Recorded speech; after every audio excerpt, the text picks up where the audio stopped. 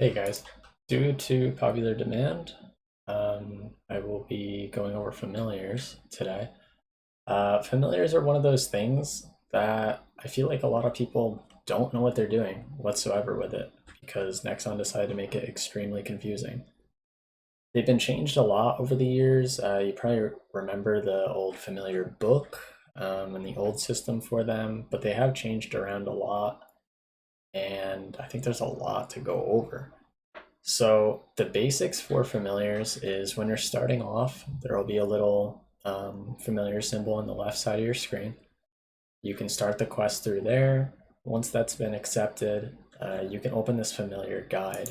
Now, I personally have it on a hotkey, but you can put that wherever you'd like.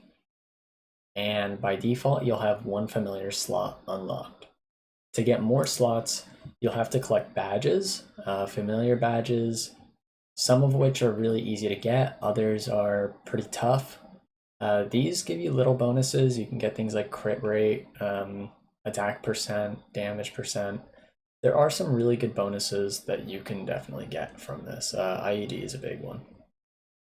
You can have 8 badges equipped at a time, but in order to get your second slot unlocked, you need to have 1 badge. To get your third slot and to be able to run 3 familiars at once, you need to get 10 badges. Now, there are a lot that you can do. Starting off, like the easiest one to get hands down is the starter badge, which is just the snails and a shroom. And that will allow you to at least have 2 familiars to run. Getting 3 is super important, and I highly recommend doing it sooner rather than later. But if you look through these badges, there's a lot that are pretty simple. Starter badge, snowflake, oppressor are all pretty easy. Shadow badge, if you're willing to spend the money to buy a king slime familiar, this one's not too bad. The magical badge, you'll need to buy a few because there are some enemies that no longer exist, like Lupin, Zombie Lupin. So you have to buy some for this.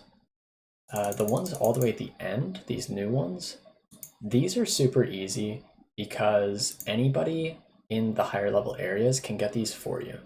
So the Void badge, especially if you're a magician, you should absolutely be wearing this. And this is literally just the monsters from the 245 area, Moonbridge. So this is a super easy badge to get.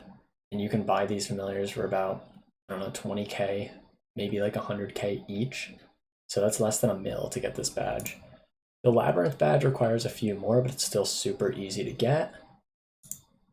The Apocalypse badge is also extremely easy. And these two are really new, Ocean badge and Swamp badge. These just came out. This is from Esfera, and this one's from Moras. So badges are going to be pretty easy to collect. If you're looking for like better ones, some of these are going to be kind of a pain, but if you get 10, that's all you need to do. Unfortunately, it is character based, so getting these is only going to work on your character. You can collect the familiars, transfer them through storage, and then use them on your main if you would like. But I recommend getting 2 badges for your alts, or at least 1 badge for your alts, and then 10 for your main. As we go into actual familiars, there's a lot of tabs. It's really confusing. The overview page is just showing you what you're using currently. Setup is to set up your actual different sets of familiars. By starters, you have 3 presets. 4th preset and 5th you can buy in the shop.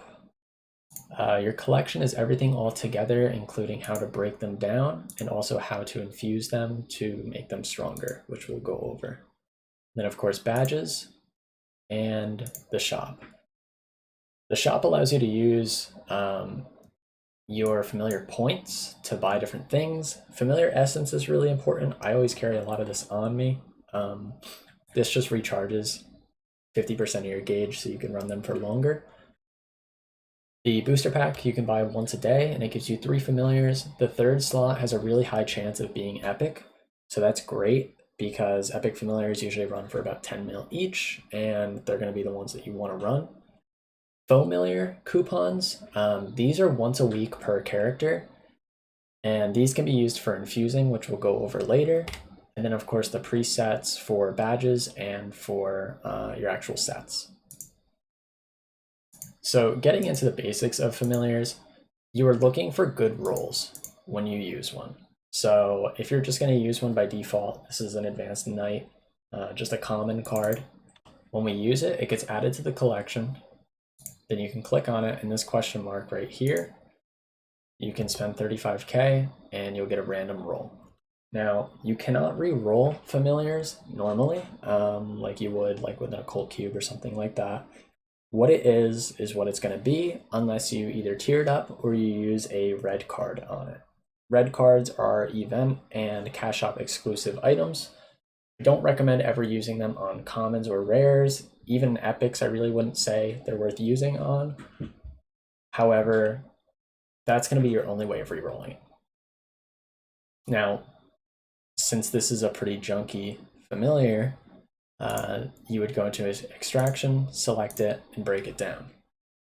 Right when you hit OK, you should hit escape, so it skips the animation, otherwise you're prone to crashing.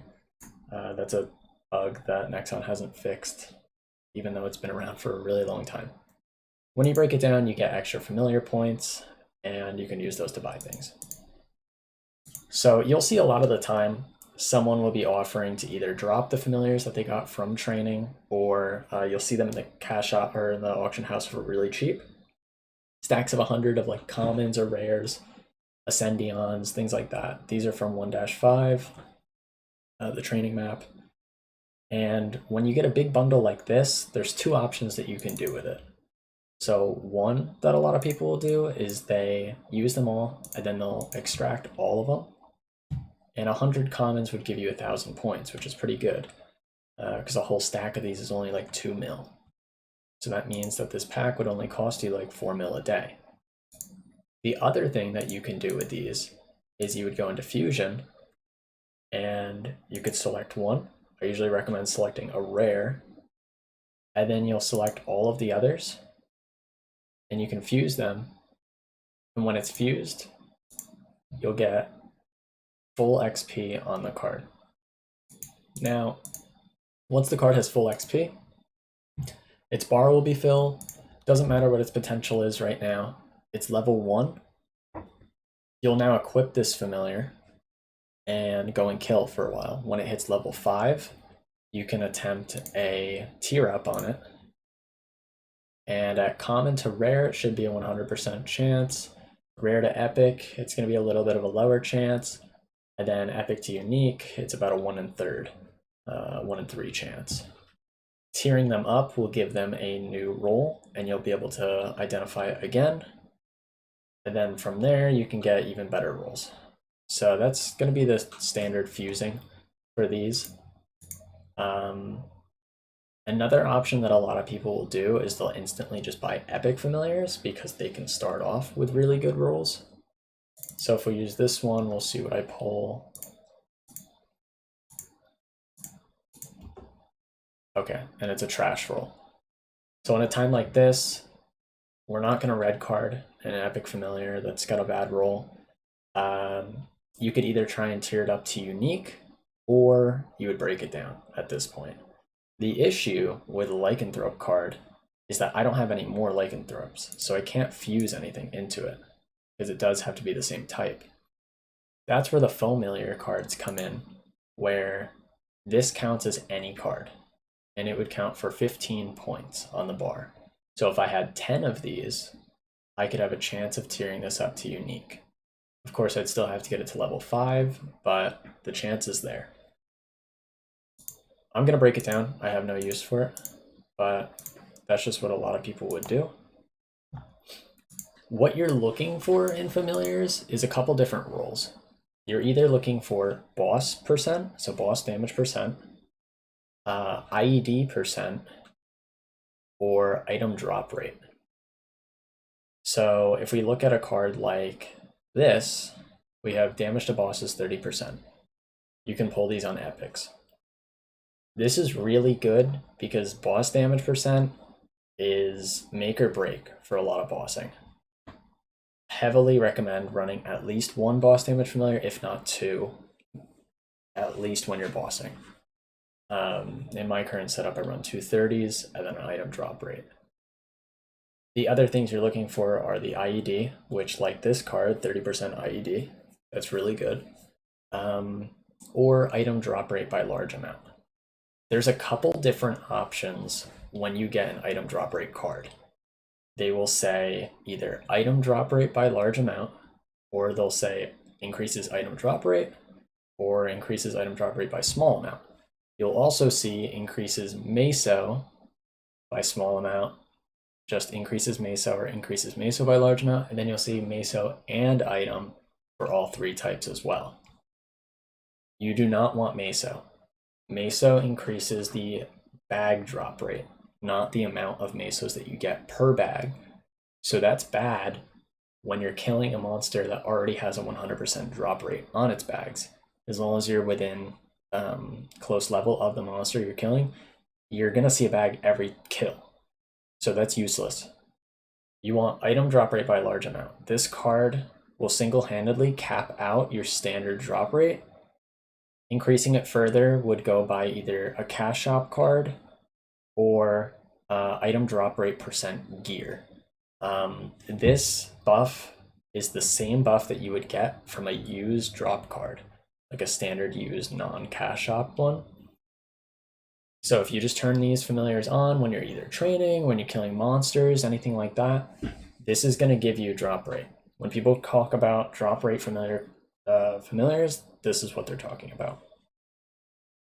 Number one card that you need, hands down.